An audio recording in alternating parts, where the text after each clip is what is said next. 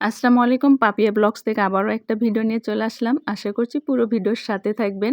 আর অনেক দিন হলেই ভিডিও দেই না, 15 দিন হচ্ছে আমি কোনো বড় ভিডিওই দেই না। পেজের জন্য কিন্তু বড় ভিডিও মাঝে মধ্যে এক একটা করে দেওয়া উচিত।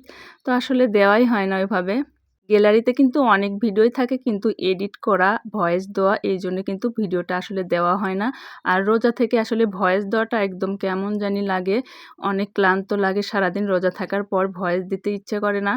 তো আজকে একটা ভয়েস দিয়ে এডিট করে দিয়ে দিলাম। তো আশা করছি পুরো ভিডিওটা আপনারা দেখবেন আর একটু সুন্দর করে কমেন্টস করে যাবেন। তো আজকে আমার সেই সেলিব্রিটি সজিনা নিয়ে চলে আসলাম।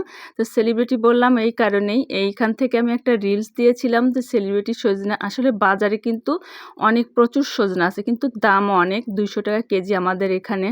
তো আমি এখানে 250 গ্রাম সজিনা নিয়ে এসেছিলাম। সজিনা এই সবজিটা আমার কাছে কিন্তু বেশ পছন্দের একটা সবজি। অনেকেই এই সবজিটা পছন্দ করেন, অনেকেই আবার করেন না। তবে আমার কিন্তু ভীষণ পছন্দ। তো সজিনা দিয়ে আজকে আমি ছোট মাছ রান্না করব। ভিডিওতে ভয়েস দেওয়ার সময় আশেপাশে এত শব্দ বিরক্ত লাগে। তো আসলে দিনের বেলায় ভয়েস দিলে এমনই হয়। তো রাতে ভয়েসটা দিলে ভালো হয়, কিন্তু রাতে ভয়েস সত্যি একদম দিতে ইচ্ছে করে না।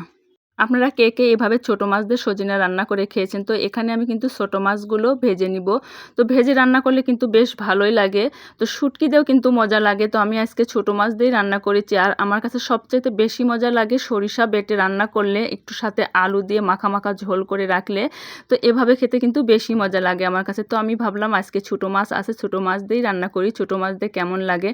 তো আমার কাছে বেশ ভালোই লেগেছিল। তো আপনারাও যদি কখনো না খেয়ে থাকেন ছোট মাছ দিয়ে, অবশ্যই এভাবে করে ট্রাই করতে পারেন।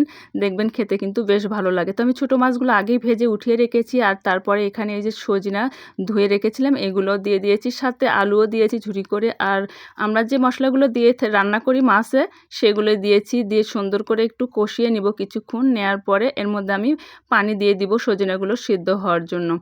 তো দেখেন আমার সজিনাগুলো কিন্তু দেখেই মনে হচ্ছে অনেক মজা লাগবে খেতে। আর খেতে কিন্তু বেশ মজাই হয়েছিল। আসলে নিজের রান্নার কথা নিজেই বললাম।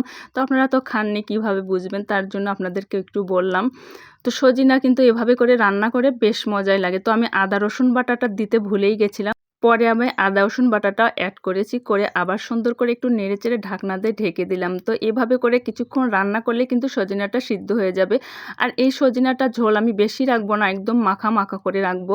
তো এই দেখে মাঝখানে আমি একটু দেখিয়ে দিলাম কেমন হয়েছে দেখতে। আর সাথে আমি এই যে ভেজে রাখা মাছগুলো উঠিয়ে রেখেছিলাম, এগুলোও দিয়ে দিলাম। দিয়ে আবারও একটু সুন্দর করে মাছগুলো সজিনার সাথে সুন্দর করে মিশিয়ে নিব। নিয়ে এগুলো ঢেকে কিছুক্ষণ রান্না করলেই কিন্তু রান্না হয়ে যাবে।